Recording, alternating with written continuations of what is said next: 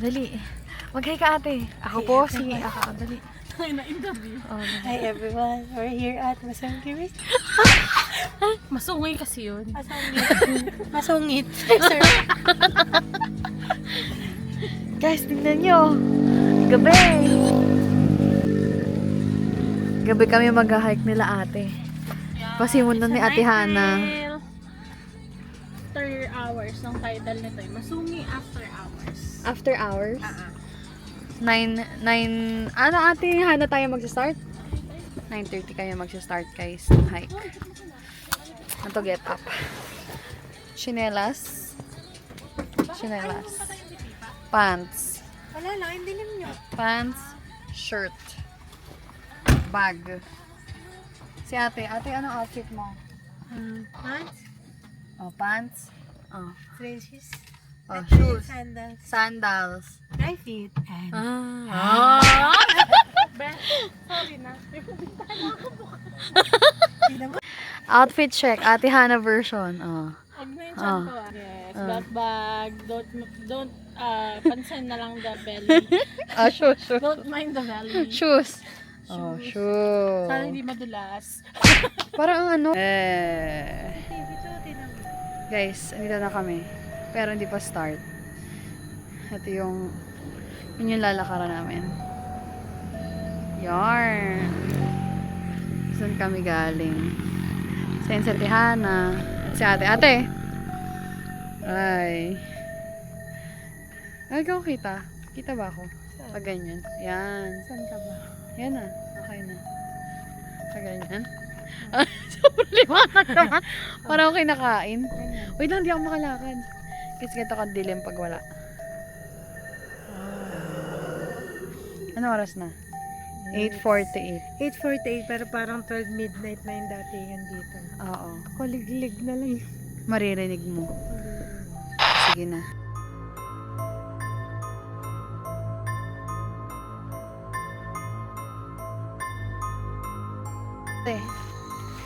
Hi! Yan na. Hi! Ay, puchik!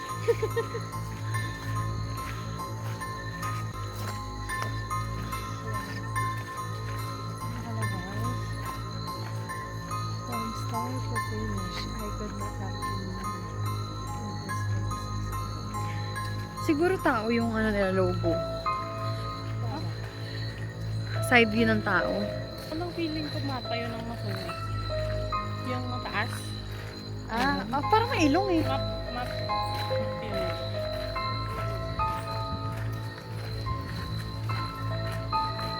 Hey.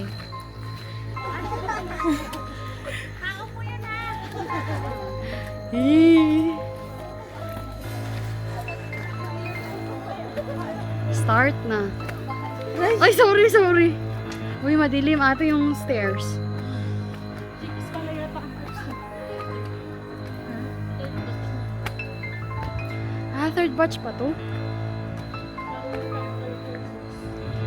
Super dilim.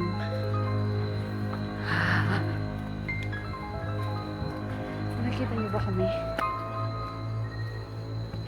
Saan, magbibigay pa sila ng helmet sa atin? Hindi na. Hindi siya kadilim guys.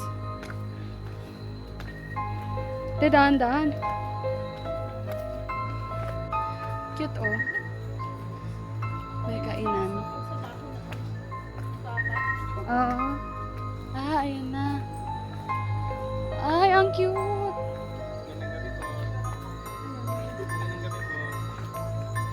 Hello po. Masaya ka lang nataan yung Happy Halloween.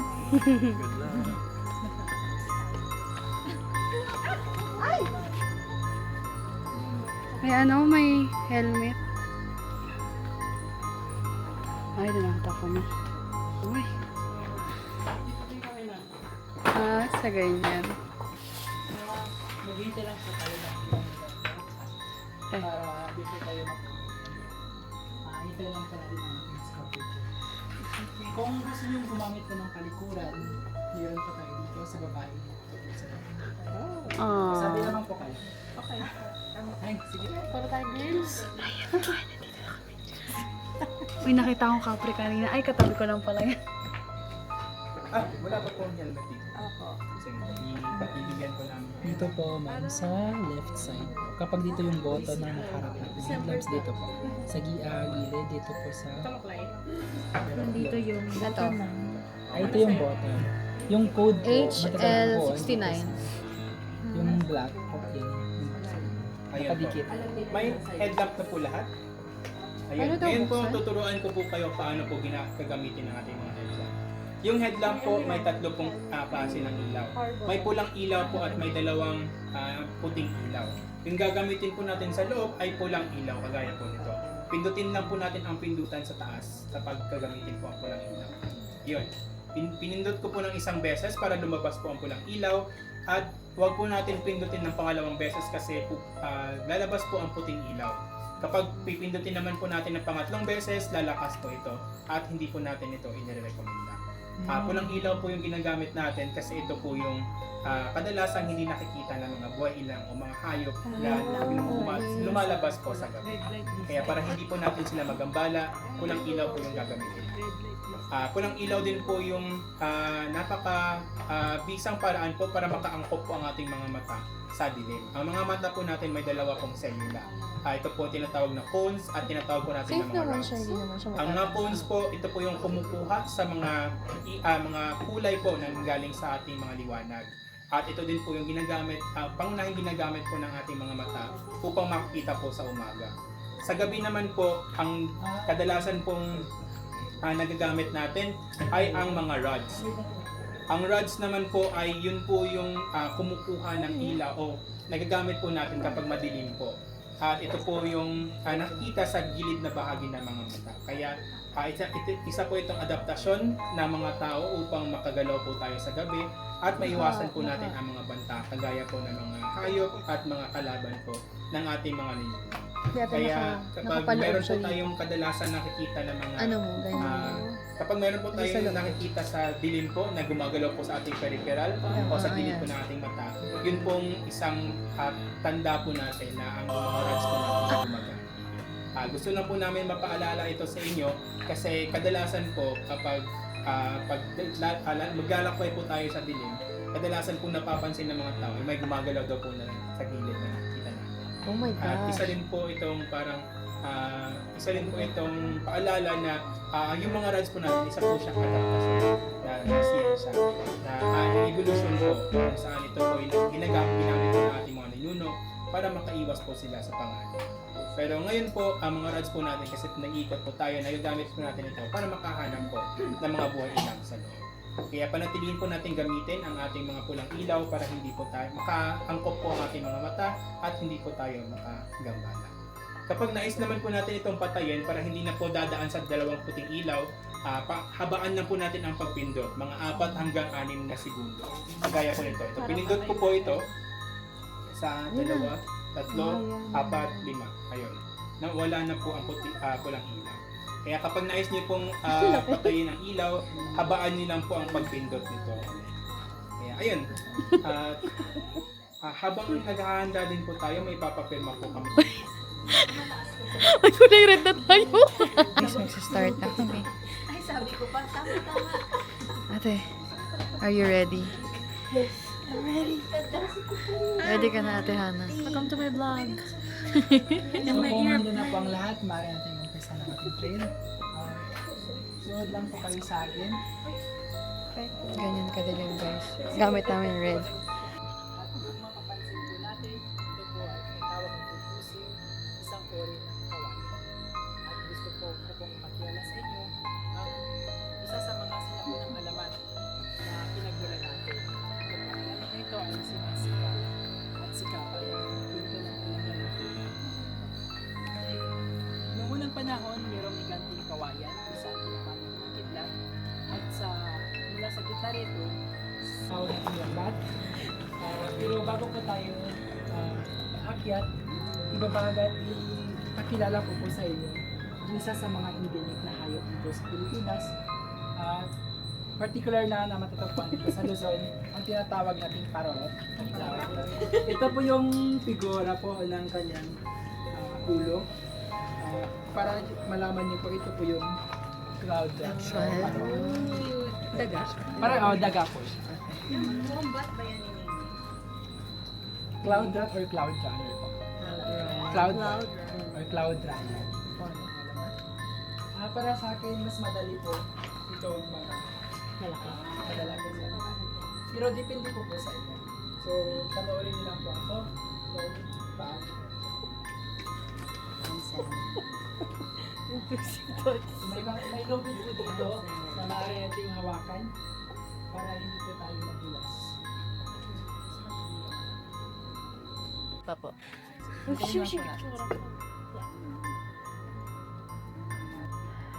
Tanawin na ito.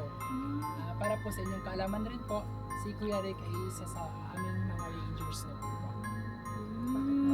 At kung mapapansin niyo po, gumagamit lamang sa amin na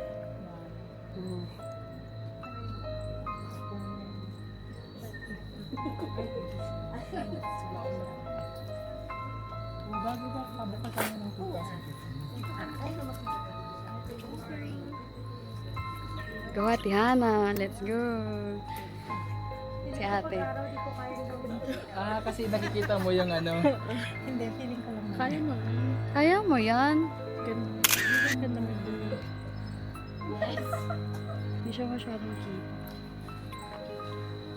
Hanging. Hanging.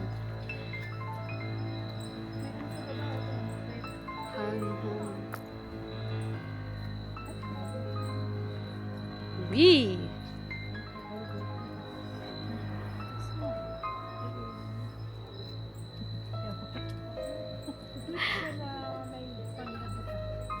Tapos try mo ulit ng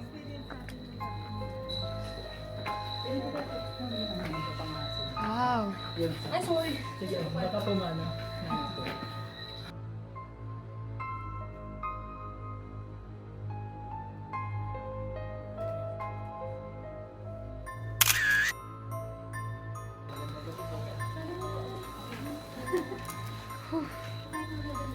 Astig. Astig na to, no? Ano ka bababa dito? Doon ulit?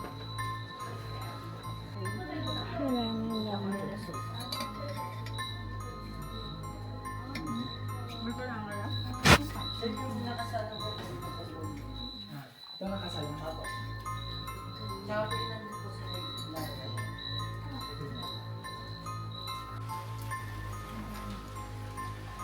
Wala po bang tulo dyan? Wala. Ito ba ay aspas na or Ay, natural na po. ano yung problem na siya? Ay, ito, habang kumakain po tayo,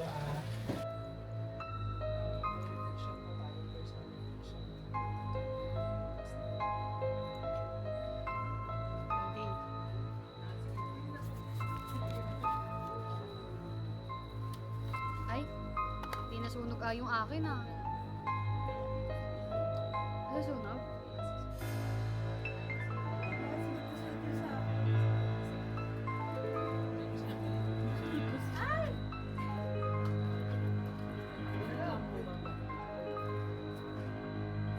Ayaw niya magpasunog ah.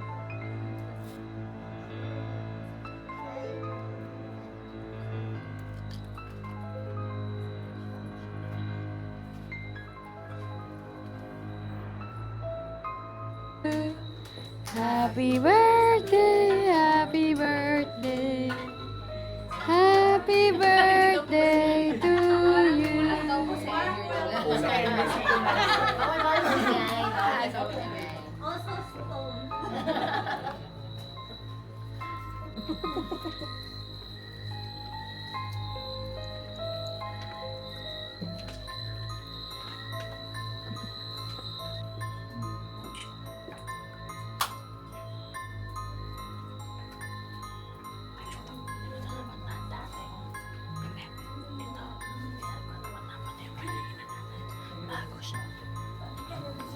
Or baka pang 9-3 lang siya.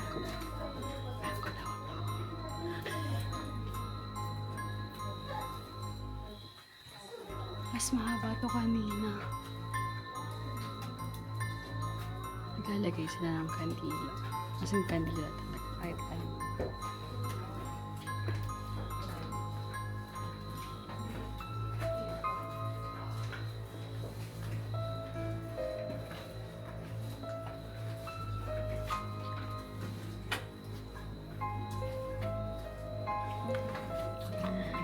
Bawal magbigay kasi dito tayo mga daming pants.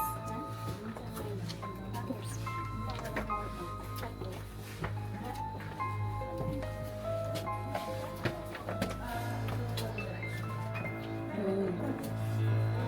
Tingnan nyo.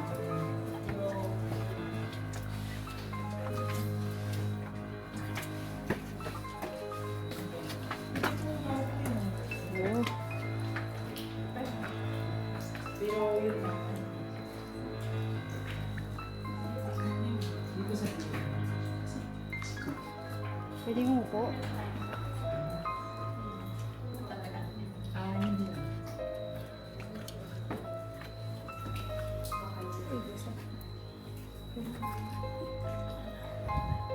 Ay! Complete mo po. Basa. Plastic.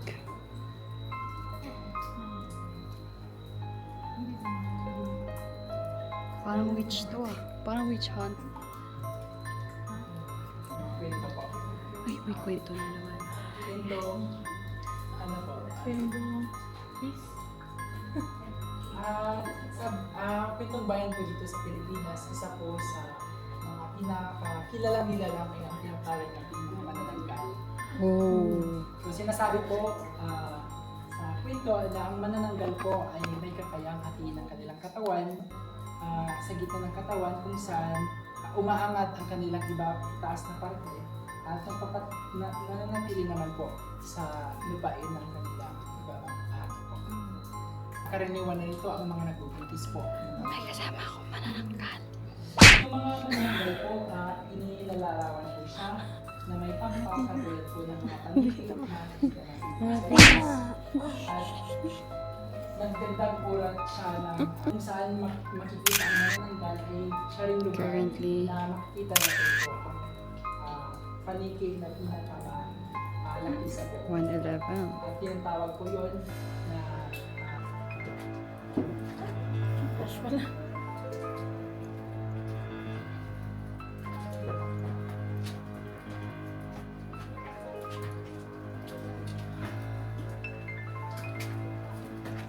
Wala makita. Para siya sigurado. Hindi kita yung ano.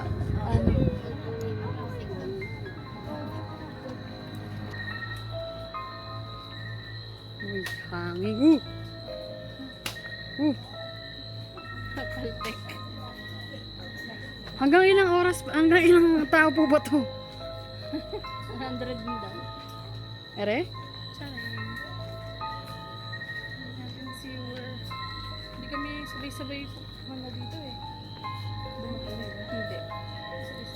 Ay, may gap. May gap. Nakapag-picture ako dito solo eh. Papatay yung ilaw?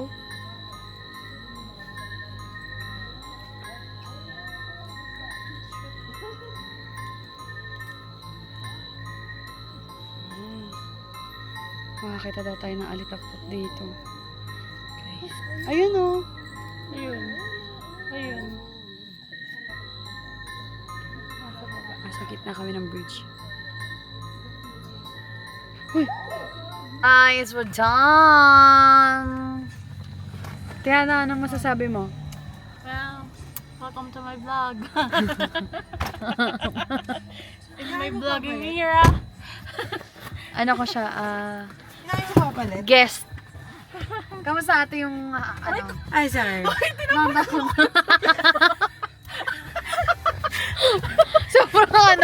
Sobrang komportable. Sorry. Bye-bye. Para ako naligo sa sa helmet. Kaya nga. May helmet kami tsaka yung ilaw. Akala ko matatakot ako sa Hindi pala naman. siya, Oo. ano, Actually, scary movie. magandang itry nyo din yung ganito. Tapos, itatry namin ni ate next time yung day hike. Yung sunrise. Yung sunrise trail. Kasi may iba't iba silang time. Ang ganda nito. Tsaka iba't ibang klase ng trail. Discovery Trail, Legacy Trail, tsaka Sunrise Trail. Oh. At Night Trail. Ito night trail to, Ate Hana, no? Yung night trail nila may oras na 5 p.m. Uy, ano ka? Ito. 5 p.m. sila nag-start, Ate Hana, no? 5, tapos 8. Tapos kami 9:30. Tapos 11. Punas. Oh guys, wait lang, magpupunas lang ako. Guys, pauwi na kami guys. Oh, diba? Sa loob Ano siya. oras na? May basahan dyan. 3:14 May basahan na a.m. 3:14 a.m. na guys. Tigidig. Uuwi na lang kami, dapat mag-check-in kami. Para hindi namin maabutan yung traffic bukas kasi holiday. O, diba? Sa Tihana, kapag nag-hike ulit kami, siya na lang yung star nung vlog ko.